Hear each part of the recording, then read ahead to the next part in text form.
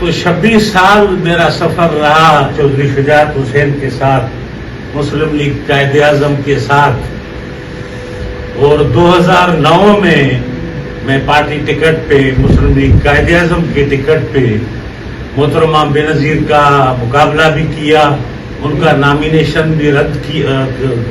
Reject کرایا، پھر high court supreme court نے بحال کر دیا، ٹھیک ہے، لیکن اس کے بدلے میں مجھے اتنا آج دن تک سیاسی انتقام کا نشانہ بنایا گیا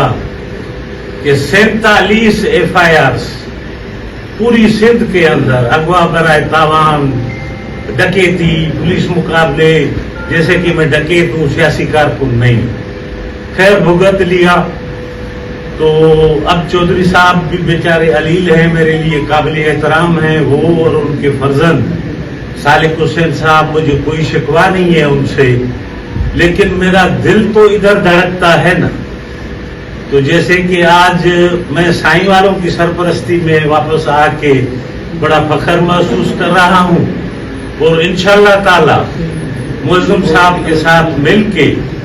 ہم لاڑکانہ ڈویژن کو ایسا بنائیں گے کہ یہ جو ادا اور ادی اور یہ جعلی لیڈر بنے ہوئے ہیں، پورے لاڑکانہ کو انہوں نے قبضہ کر لیا ہے، پھر ابھی پوری سندھ کو قبضہ کر لیا ہے، سب کو مافیا بنا دیا ہے۔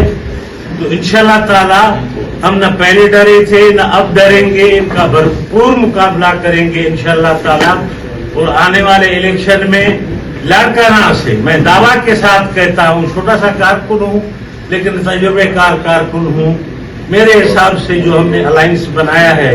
لاڑکانہ کی حد تک، باقی تو ہمارے قائدین بیٹھے ہیں سندھ وہ دیکھیں گے، پاکستان کو بھی دیکھیں گے،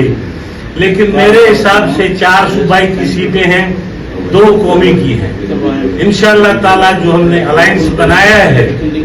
لاڑکانہ سے زرداری اور اس کی بہن اور اس کی مافیا کا صفایا کریں گے انشاءاللہ تعالی۔ آج کے بعد میرا جینا مرنا فنکشنل مسلم لیگ کے ساتھ ہے، پیر سائیں والوں کے ساتھ۔